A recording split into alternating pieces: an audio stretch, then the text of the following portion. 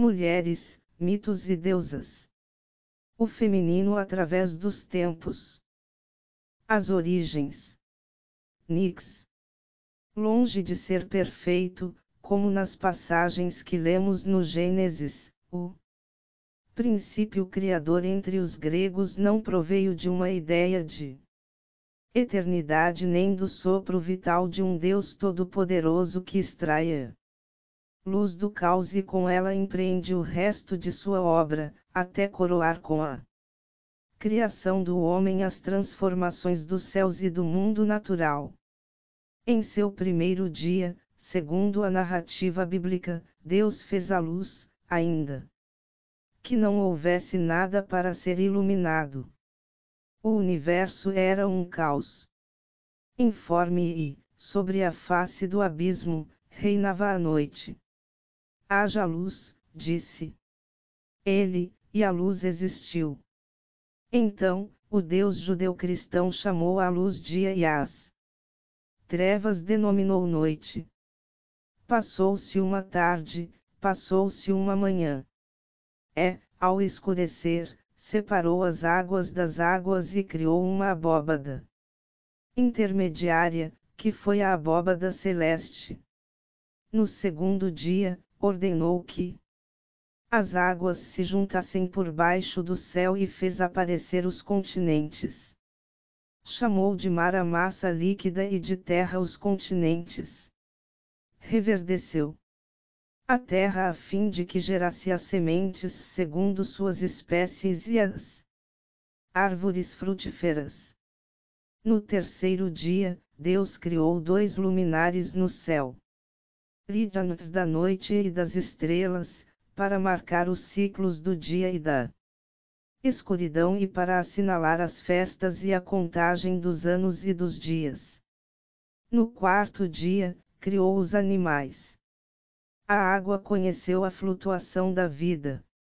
A terra, o andar e o movimento e, um pouco mais além, sob o teto dos céus, surgiram as aves fundadoras da dinâmica do voo. Crescei e multiplicai-vos, ordenou-lhes. Enchei as águas do mar, e que as aves se reproduzam sobre a terra.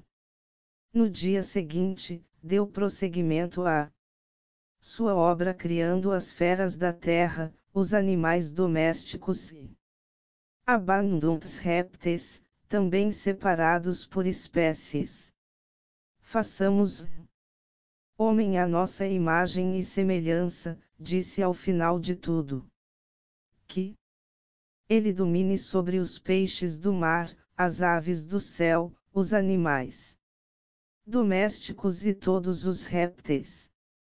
Criou macho e fêmea, deu-lhes sua bênção e exclamou: olhai, eis que vos ofereço as ervas que dão sementes sobre a face da terra, e as árvores frutíferas que geram semente vos servirão de alimento.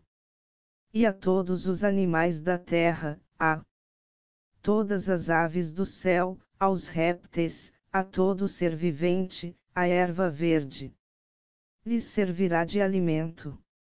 Ao ver sua obra consumada ao sexto dia, Deus deixou transcorrer mais uma tarde e mais uma manhã.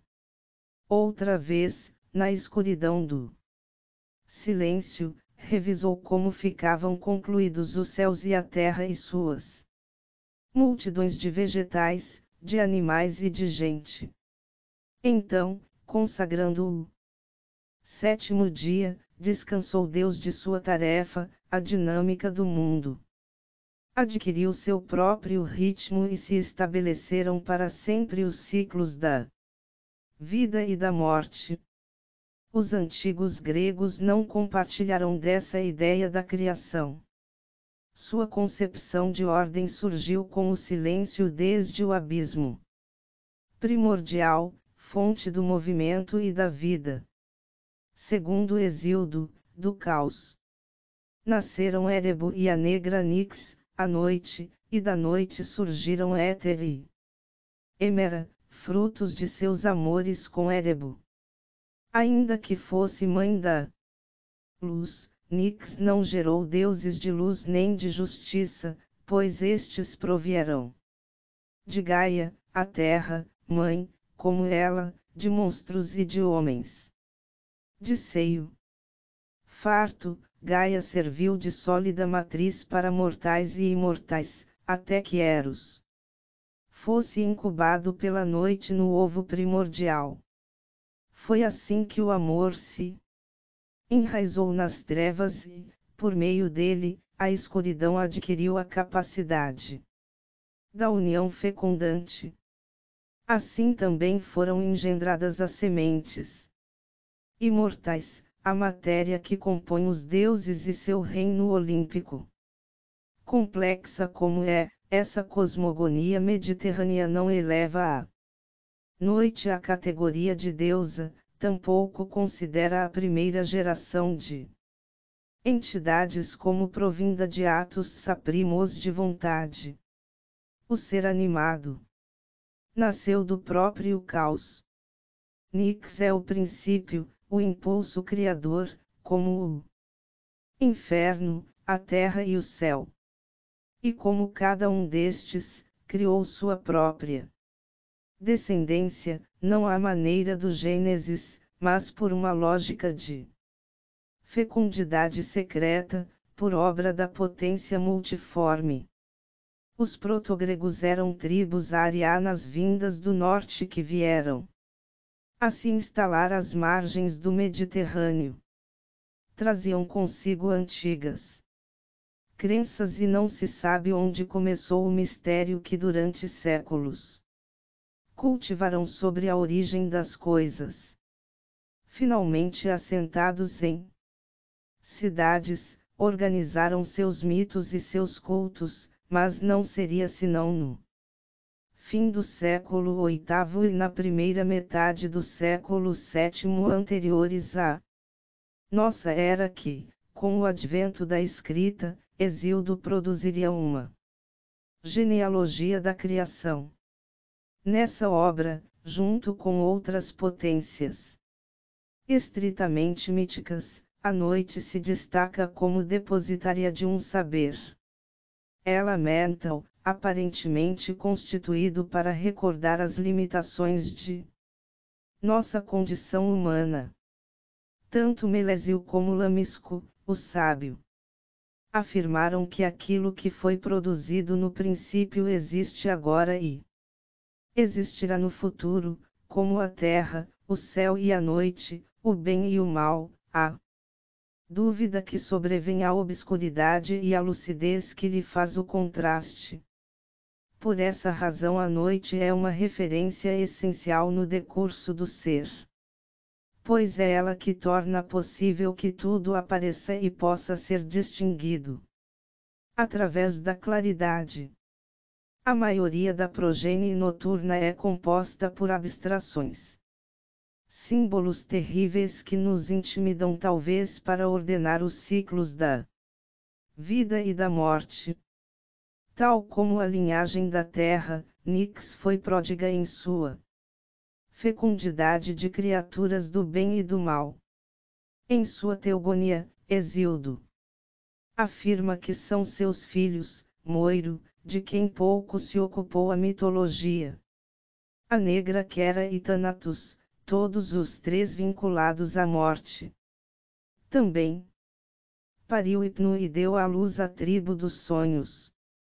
Depois, sem deitar-se com ninguém, pariu Momo, o doloroso lamento e as Hespérides, aos cuidados de quem foram entregues as famosas maçãs de ouro, que Hera recebeu por ocasião de seus esponsais com Zeus. A noite engendrou ainda as Moiras, provedoras do bem e do mal.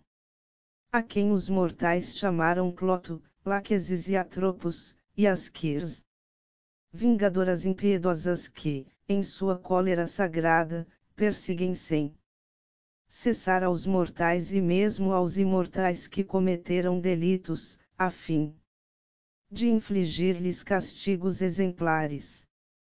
Finalmente, a funesta noite pariu Nêmese e a vingança, açoite de todos os mortais, e encerrou sua descendência dando à luz o engano.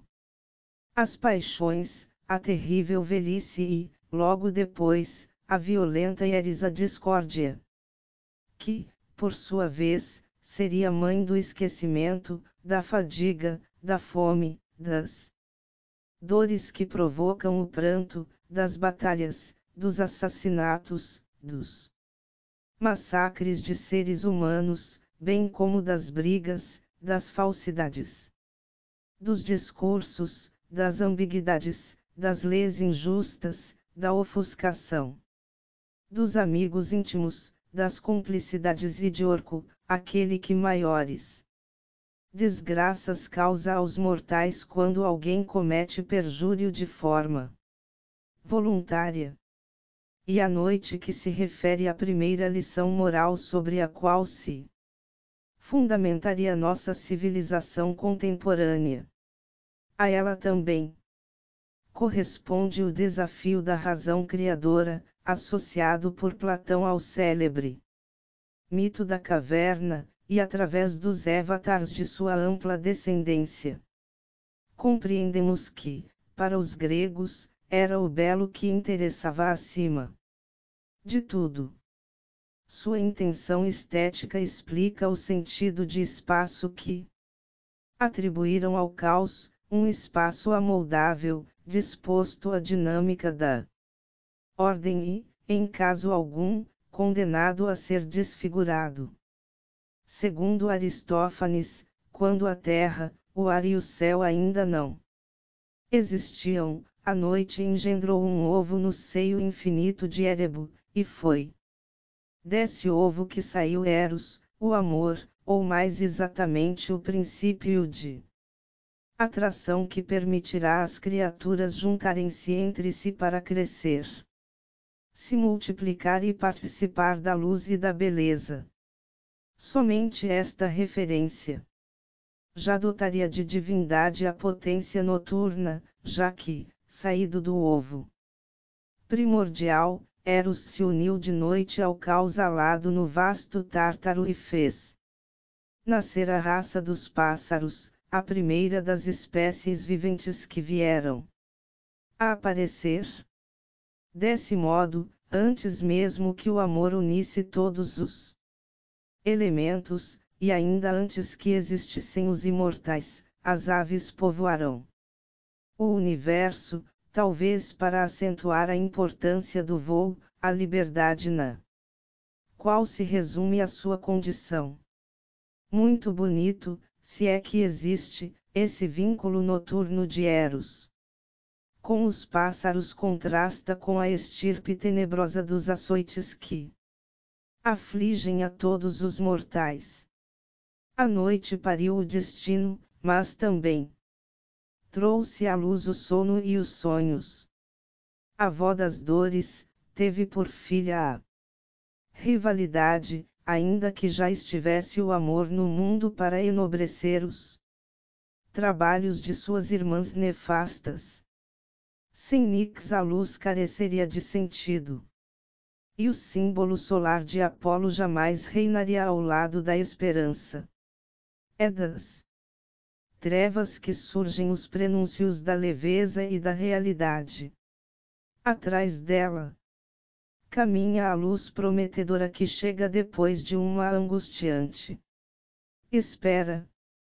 A escuridão inflige um gemido, mas também antecipa a nova ordem de deuses, semideuses, heróis e homens portadores de uma transparência que opõe a Thanatos ou a morte à fascinação da aurora.